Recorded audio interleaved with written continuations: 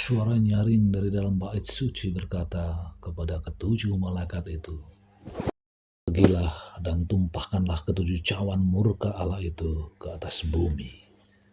Maka pergilah malaikat yang pertama dan ia menumpahkan cawannya ke atas bumi. Maka timbullah bisul yang jahat dan yang berbahaya pada semua orang yang memakai tanda dari binatang itu dan yang menyembah patungnya. Dan malaikat yang kedua menumpahkan cawannya ke atas laut, maka airnya menjadi darah, seperti darah orang mati, dan matilah segala yang bernyawa, yang hidup di dalam laut. Dan malaikat yang ketiga menumpahkan cawannya atas sungai-sungai dan mata-mata air, dan semuanya menjadi darah. Dan aku mendengar malaikat yang berkuasa atas air itu berkata, "Adil engkau yang ada dan yang sudah ada, engkau yang kudus, yang telah menjatuhkan hukuman ini. Karena mereka telah menumpahkan darah orang-orang kudus dan para nabi. Engkau juga telah memberi mereka minum darah, hal itu wajar bagi mereka." Dan aku mendengar mesbah itu berkata, "Ya Tuhan Allah yang Maha Kuasa, benar dan adil segala penghakimanmu." Dan malaikat yang keempat menumpahkan cawanya ke atas matahari, dan kepadanya diberi kuasa untuk menghanguskan manusia dengan api, dan manusia dihanguskan oleh panas api yang dahsyat, dan mereka menghujat nama Allah yang berkuasa atas malapetaka-malapetaka itu, dan mereka tidak bertobat untuk memuliakan Dia.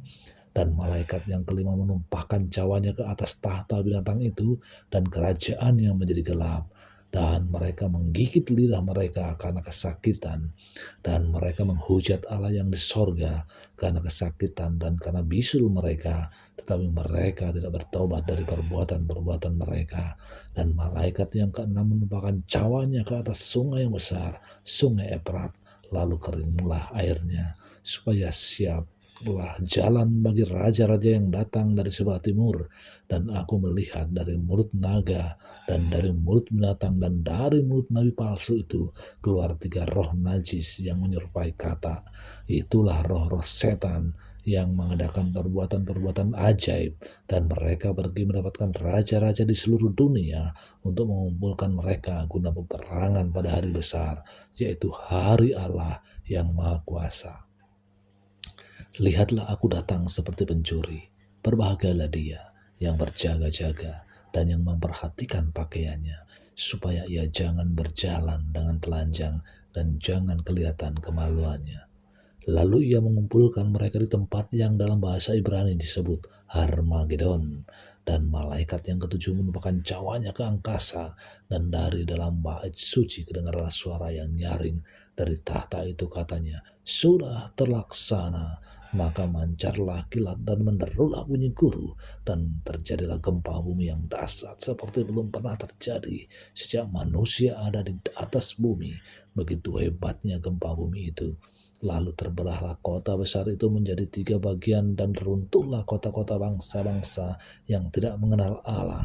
Maka teringatlah Allah akan Babel yang besar itu, untuk memberikan kepadanya cawan yang penuh dengan anggur, kegeraman murkanya, dan semua pulau hilang lenyap, dan tidak ditemukan lagi gunung-gunung, dan hujan es besar seberat 100 pon jatuh dari langit menimpa manusia, dan manusia menghujat Allah karena malapetaka hujan es itu, sebab malapetaka itu sangat dahsyat.